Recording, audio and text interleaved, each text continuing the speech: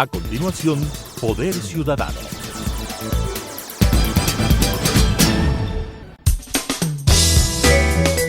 Clasificación B, bajo supervisión de un adulto.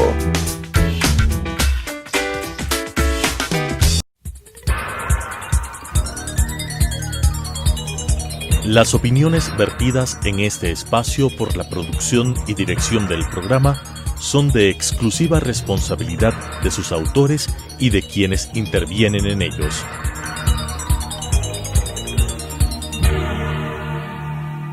Telesucesos Canal 29 UHF presenta Poder Ciudadano, una ventana construida desde la visión plural ciudadana para la expresión de sus anhelos, demandas y aspiraciones, con la conducción del doctor Patricio Picón. Poder Ciudadano. Buenas noches. El programa Poder Ciudadano tiene el honor de recibir al economista Marco Flores Troncoso, secretario ejecutivo del Foro de Economía del Ecuador.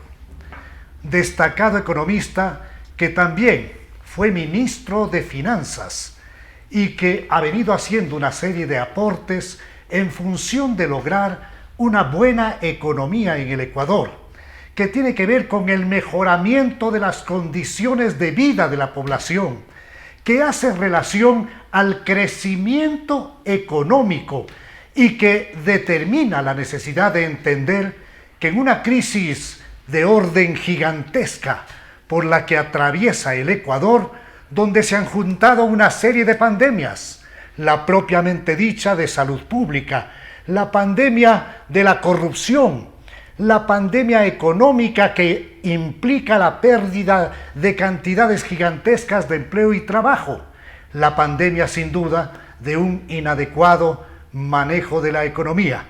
Bienvenido, Marco.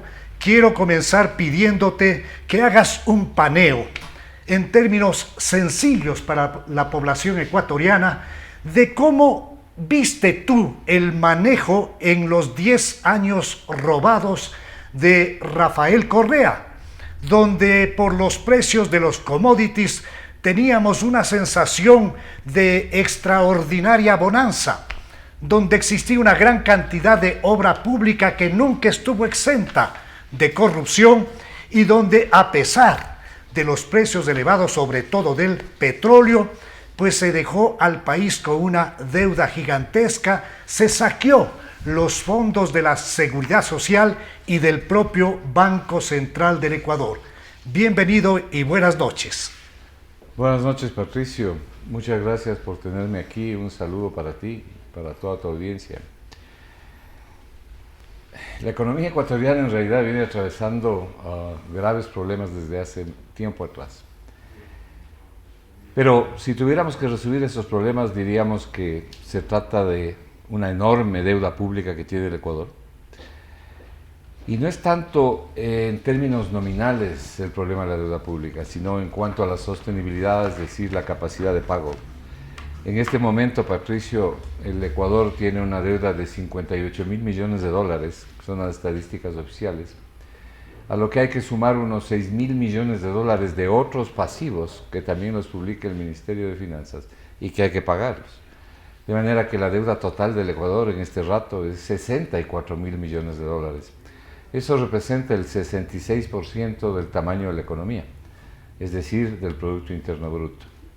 ¿Tiene capacidad el Ecuador para pagar eso? No, no tiene capacidad para pagar esa deuda. Por eso es que el Foro de Economía desde hace 2 años y medio ha venido insistiendo en la necesidad de reestructurar una parte importante de esos pasivos, concretamente los que están en poder de tenedores privados de los bonos. El gobierno se ha demorado 2 años y medio en tomar la decisión. Y claro, las cosas se acumulan, los problemas se acumulan. ¿Qué otro problema tenemos de arrastre en el Ecuador que impacta gravemente sobre las familias ecuatorianas? El desempleo abierto y el subempleo disfrazado. Suficiente es decir que antes de la pandemia, tanto subempleo como el desempleo, es decir, la suma de los dos, representaban ya el 61% de la población económicamente activa. De la fuerza laboral ecuatoriana, que está integrada por aproximadamente 8.300.000 personas, que son los ecuatorianos mayores de 14 años que buscan trabajo, que quieren trabajar y que no lo encuentran.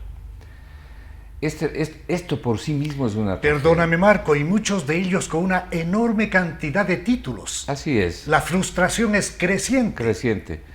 Esto por sí solo es gravísimo porque probablemente el campeón de los indicadores económicos es justamente el empleo, porque la gente vive de su empleo. Las familias necesitan tener un empleo para poder sobrevivir. Sin duda, y por tanto la pobreza también se va extendiendo en el tejido social. Pero yo te decía, en los 10 años robados del Correato, ¿cómo se comportó la economía en términos macros? A eso voy. Bueno, estos son dos problemas que han permanecido a lo largo del tiempo. Hay un tercero, que tú acabas de mencionar. Y estoy mencionando esto por una razón fundamental. El tercer problema es la pobreza. El Ecuador ha incrementado de manera sustantiva la pobreza y desgraciadamente los programas económicos que ha hecho el Ecuador no reparan, y muchos economistas ni siquiera saben las cifras de la pobreza. La situación de pobreza en el Ecuador es realmente seria, realmente alarmante. No te doy cifras de qué es lo que está pasando con estos indicadores ya en la pandemia porque no las hay, pero todos sospechamos que todo esto se debe haber profundizado de manera grave. Tres problemas fundamentales, ¿verdad? Y un cuarto problema que le ha tocado al Ecuador por etapa, y la peor etapa probablemente en los últimos años son estos últimos 3 años del presidente Moreno. Ese problema es la ausencia de crecimiento económico. 4 problemas graves que asfixian a las familias ecuatorianas. La ausencia de crecimiento económico es terrible porque solamente del crecimiento económico se generan empleos. No hay forma de generar empleos sino con crecimiento económico. ¿Qué arrastre tenemos? Cuando el presidente Correa llegó al poder, el tamaño del Estado se mide por el gasto público respecto del tamaño de la economía. Creció de manera exponencial. La economía se mide o se equipara con el Producto Interno Bruto. Yo te he traído unos cuadros, Patricio, porque vamos a usar las cifras oficiales, ¿no? Son cifras del Banco Central, del Ministerio de Finanzas, y cifras además para ti, porque te puede eventualmente servir en algo. Ministerio de Finanzas, Ministerio de Economía, Observatorio de la Dolarización. En el año 2006, al 30 de diciembre del 2006, el tamaño del Estado, es decir, la relación de todo el gasto público, comparado con el tamaño de la economía, era aproximadamente un 21,5%. Esto quiere decir que equivalía al 21,5% del PIB. En la época del presidente de la República, el presidente Correa, este gasto subió hasta el 44% en determinados años y lo dejó él en alrededor del 40%. Hoy anda alrededor del 37%. Este es un crecimiento sustantivo del gasto, sin que lo demás... Del gasto, no de la economía. No de la economía. No necesariamente del bienestar. Claro. El problema es que el gasto creció muy rápidamente, pero no creció la economía a esa misma velocidad. Se podría decir, para que entienda el común de los ecuatorianos, que es como que en una familia crecen los gastos de una manera gigantesca, pero no los ingresos. Exactamente, así es. No crecieron en la misma proporción. ¿Qué es lo que dispara el crecimiento del gasto? El crecimiento del gasto es disparado por lo que tú señalabas, el auge de las materias primas y entre ellas fundamentalmente el petróleo. Entonces, de pronto el Ecuador se enfrenta con una afluencia de divisas no esperada, con precios del petróleo. Recordemos que en determinado tiempo llegaron a $140, un buen tiempo estuvieron alrededor de $100, $80, $90. Solamente para ejemplificar, cuando yo estuve al frente del Ministerio de Finanzas, el precio promedio del petróleo fue $6. $6.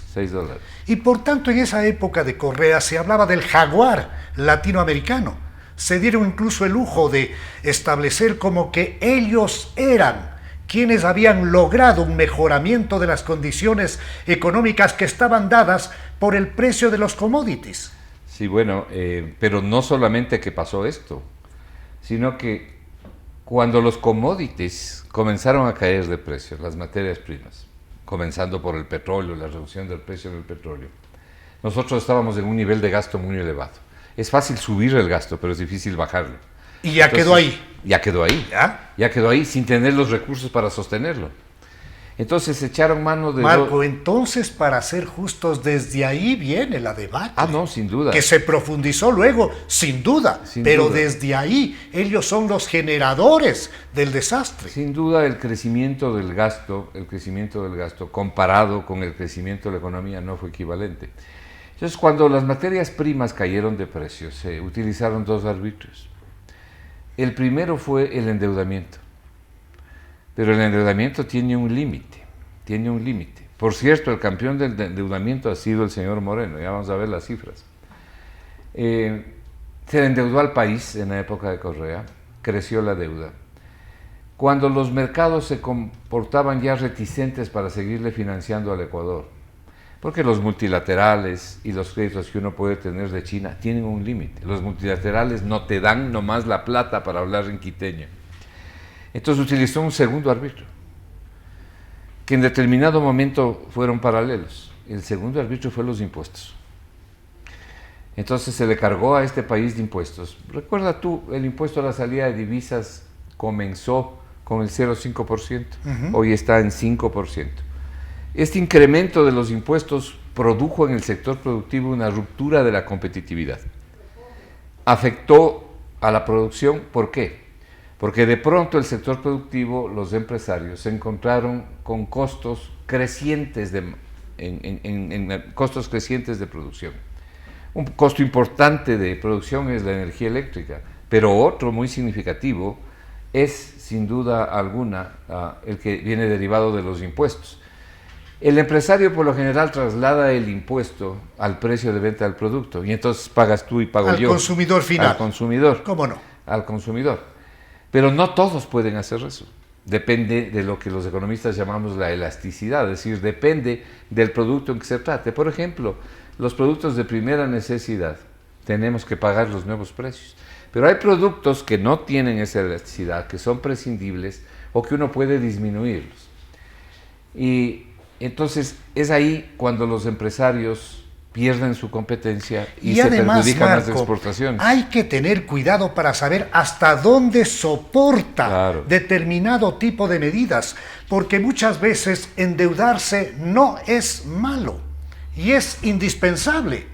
Pero lo importante es saber a dónde es lo que trasladas el producto de ese endeudamiento. En definitiva, lo que ahora hemos visto es contraer deuda para pagar incluso intereses o para prepagar otro tipo de deudas. De todas maneras, para cerrar la fase de Correa, que me parece que es el comienzo del desastre en la parte económica, él no solamente contento con hacer este tipo de endeudamientos complejos, también ignoró parte del oro físico de la reserva del Banco Central del Ecuador con Goldman Sachs, en una operación que, cargada también de colaterales en función de garantías, perjudicó al Ecuador. E insisto, saqueó la caja del Instituto Ecuatoriano de Seguridad Social, provocando una situación de angustia en este momento a nivel general. Bueno, la ignoración del oro no fue Correa, sino Moreno. Pero lo que sí pasó con Correa... Octubre del... 2017. Moreno. Rectifico. Pero lo que sí pasó es que el Banco Central, como funcionarios están ahí en el Banco Central, comenzó a financiar el gasto público y también gasto de inversión. Comenzaron a dar crédito al Ministerio de Finanzas para que continúe el nivel de gasto, pero no solamente al Ministerio de Finanzas, sino a la banca pública. Por eso es que hasta el día de hoy, la banca pública le debe al Banco Central. La banca pública, estamos hablando del Banco de Fomento, el Banco del Estado, la Corporación Financiera Nacional y el Pacífico también. Y el Banco del Pacífico y este invento que se llama el CONAFIS, que es del sector popular y solidario. Entre todos ellos, hasta el día de hoy, le deben 2.000 millones al Banco Central. 2.000 millones. Pero salieron otros 6.000 millones de dólares al Ministerio de Finanzas. y el Ministerio de Finanzas tampoco ha podido pagar. Ahí ya tienes 8.000 millones. Y ahí también existe un problema de ilegalidad, porque si tú prendas oro como Banco Central y eso va a parar a la caja del Ministerio de Finanzas, ahí hay un problema de orden legal. Ah, pero sin duda, sin duda. Se ha violado la ley porque ahora último el Banco Central salió al rescate del oro y sacó de la reserva el dinero y pagó. Pero quien recibió el crédito fue el Ministerio de Finanzas y el Ministerio de Finanzas no pagó. Para hablar en quiteño, el Banco Central le dio pagando. ¿Ya? Eso está expresamente prohibido por la ley. En términos de números y utilizando tus cuadros, que agradezco por la entrega, ¿cuál es el nivel de endeudamiento al que llegó Correa y cuál es el nivel de endeudamiento en el que está al momento el gobierno de Moreno? No? Me voy a referir a eso. Solo déjame terminar esta parte que tú has traído, que es muy importante. Salieron entonces entre banca pública y Ministerio de Economía 8.000 millones de dólares que están ahí, no se los ha pagado porque no hay con qué. Pero también salieron otros 8.000 millones de dólares de la Seguridad Social y tampoco se los ha pagado porque no hay con qué. Entonces, este es un legado bastante lamentable. Amén de dejar de pagar el 40% que por ley tenían que pagarle al IES. Y es lamentable porque ha liquidado la posibilidad de tener una reserva sostenible que le ayude al Ecuador, como le ayudó al presidente Correa en el 2008, la reserva que teníamos, a solucionar la crisis de las hipotecas mundiales. Él usó como 6.000 millones de dólares de la reserva, porque ventajosamente había el dinero. Fíjate que ahora viene la pandemia y no tenemos ahorros, no tenemos dinero. Ese dinero nos hubiera servido muy bien en este rato. Pero hay mucha gente que aplaudió, otros criticamos, cuando en plena pandemia se prepagó una parte de endeudamiento de bonos 2020 y cuando se dejó de atender situaciones de emergencia y se decía que si es que no se pagaba, no venían desembolsos de los organismos multilaterales. Lo cual es absolutamente falso. ¿Puedes probarlo? Sí, claro, pero además es inmoral, porque uno de los cuadros que te he dado tiene que ver con eso, me voy a referir. Solamente quisiera terminar esto y decir, este es uno de los graves problemas heredados de los 10 años anteriores. Esto de haber hecho uso de estos recursos y de no poderlos devolver al Banco Central, es decir, a la Reserva Internacional del Banco Central, que no es dinero del Banco Central, es dinero de todos los ecuatorianos administrado por el Banco Central. Sin duda. Ok, cerramos este capítulo. Realmente, ¿quién gana el campeonato de velocidad en el endeudamiento público? Es el gobierno actual con la política del señor Martínez. Es que el precio del petróleo cayó. No solamente porque el precio del petróleo cayó, sino porque el señor Martínez ha destruido el crecimiento económico del país. No hay crecimiento económico. Así, claramente. Totalmente, y te voy a dar cifras. ¿Él con quién más? ¿A quién representa el actual ministro? Bueno, desgraciadamente los amigos del señor Martínez, que son los que le aplauden en esta última renegociación, engañándole al país. Veamos algunas cifras, ¿no? Porque hay que hablar con cifras. El crecimiento económico promedio, entre los años 2010 a 2016, época de Rafael Correa, fue 3.48%. No es un mal crecimiento, pero el Ecuador requiere crecer al menos al 5%, pero creció 3.48%. ¿Qué es lo que pasa entre el año 2017 y el año 2019, en que ya viene el nuevo gobierno del señor Moreno? El crecimiento promedio es 1.27%.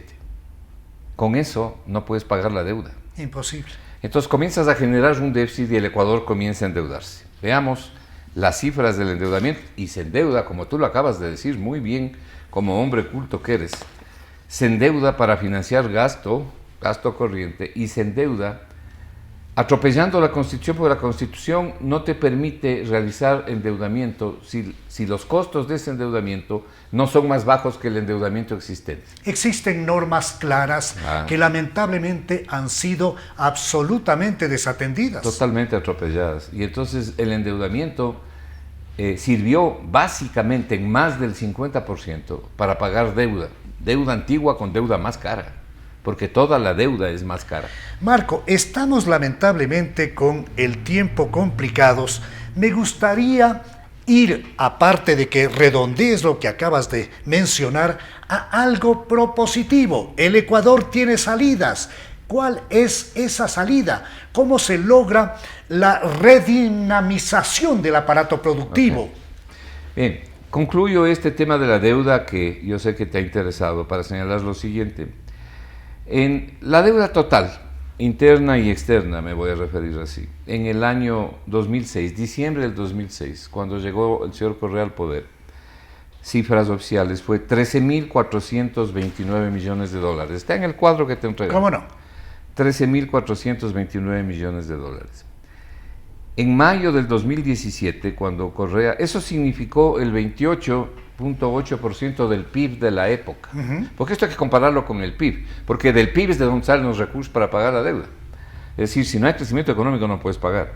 No solo que no puedes pagar la deuda, sino que no puedes pagar a los empleados, ni le puedes pagar a la seguridad social ni a nadie. Se está pagando aquí los sueldos con los ingresos de 2 meses, ¿no? O sea, el problema es serio. Bueno, cuando se fue el señor Correa, la deuda quedó en 41.893 millones de dólares. Es decir, con relación al PIB, en el periodo de la deuda pasó de 28.8 a 41.6 millones, cerrando en mayo del 2017 con 41.893 millones de dólares. ¿Qué ha pasado en estos 3 años últimos en que el señor Martínez ha administrado la economía los 2 últimos años, que es donde esto se concentra, de los 3 del señor Moreno? Del 41%, el 41.6% que dejó Correa la deuda, el señor Martínez la ha llevado al 66.3%. Es decir, hay un incremento sustantivo de aproximadamente unos 23.000 millones de dólares en un periodo de 3 años. La velocidad del endeudamiento en estos 3 años es el doble de la velocidad que es gravísimo, es gravísimo. Por eso no tenemos 2 reales. ¿Cómo dinamizamos la economía? ¿Cómo llegamos a la parte de base? ¿Cómo logramos que la gente se alivie en una economía asfixiada como es la que tenemos? Esta situación que estoy describiendo es extremadamente crítica por una razón. ¿Cuánto significa el pago de intereses de la deuda respecto al presupuesto anual? Este rato que tú y yo estamos conversando. 3.500 millones de dólares solo en intereses. Impresionante. Y entre intereses y capital, el Ecuador destina entre 9 y 10.000 millones de dólares anuales de un presupuesto efectivo de como de 33.000 millones. Quiere decir que el 30% se va en deuda. Hay un 28% que se va en sueldos y salarios, como con 9.000 millones más. Ahí ya tienes 19.000. Tienes que sumar 2.000 millones que cuesta mover toda esta parafernalia del Estado. Lápices, borradores, gasolina, uniformes, todo lo que significa mover el aparataje del Estado es al menos 2.000 millones más. Entonces tú has llegado a un gasto de 21.000 millones libre de polvo y paja que no te libras todos los años, ¿sí? De 33.000. Los 12.000 que te quedan tienes que repartir para todo lo demás. Tremendo. Y por eso no te alcanza. ¿Cuánto te falta? Y esto es importante que sepa la ciudadanía. Faltan aproximadamente 800 millones de dólares mensuales. Tremendo. Ese Marco, es el déficit.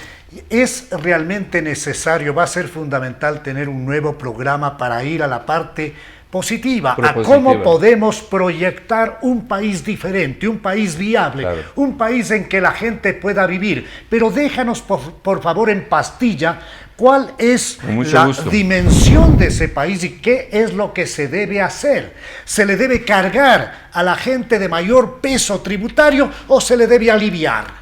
Con mucho gusto. La buena noticia, pero yo podría seguir con estas cifras, que son realmente penosas para todos, para los que las estudiamos y para la gente que las escucha. La buena noticia es que esto tiene salida, es que esto se puede arreglar. Pero para eso hay que seguir una política económica adecuada, y la política económica que sigue el Ecuador hace todo lo contrario, porque los resultados lo están expresando. Ventajosamente, Patricio, en economía no hay nada que inventar, está todo inventado. Lo que hay es que aplicar las técnicas y los instrumentos de análisis de manera correcta. El secreto está en el crecimiento económico, en fomentar políticas que incentiven la actividad económica. ¿Cómo? Esta actividad económica no solo está estancado, Ahora en este año el PIB va a crecer entre 8 y 10%. Eso significa más desempleo, más pobreza, en fin. ¿Cómo buscar y lograr crecimiento económico? Solamente hay una fórmula para hacerlo. A través de meter dinero en la economía y no sacarlo, dejando más dinero en el bolsillo de los consumidores. En este momento, la propuesta que nosotros tenemos y como Foro de Economía, yo mismo he propuesto, baje el IVA al 8% por un año y luego de un año póngalo en el 10%. Baje el IVA general. Baje el IVA en hoteles, restaurantes, cafeterías, pequeños negocios, sobre todo donde la gente come, ¿no? Donde la gente come, se nutre, la gente que sale al mediodía a buscar un lunch, un almuerzo, baje el IVA ahí al 5% y luego de un año estabilícelo en el 8%. ¿Para qué? Para sostener la caída en picada que están teniendo las recaudaciones tributarias. La caída sustantiva del IVA en este momento. Si esto se hubiera hecho antes, hoy hubiéramos generado un IVA mayor al que teníamos con un impuesto más alto. Y con la reducción del IVA, sin duda, se permite un aliviamiento, si es que Varios podría países lo están haciendo. resistir el idioma para una población. Alemania ya lo hizo. Del 19 al 7. Del Alemania. 19 al 7 y muchos otros. Así es. Yo quiero agradecer al economista Marco Flores Troncoso por este aporte inicial. Sin duda, quedamos todos pendientes de una segunda entrega ¿Qué hacer? ¿Cómo para hacer? ahondar el cómo respecto del manejo, del mejoramiento de las condiciones económicas de un país que se encuentra asfixiado. Nos volvemos a encontrar el próximo viernes a las 21 horas y el domingo a las 21:30.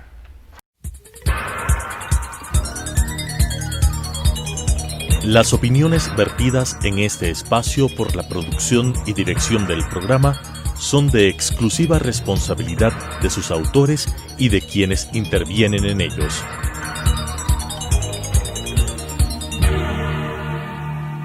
Telesucesos Canal 29 UHF presentó Poder Ciudadano, una ventana construida desde la visión plural ciudadana para la expresión de sus anhelos, demandas y aspiraciones, con la conducción del doctor Patricio Gijón. Poder Ciudadano,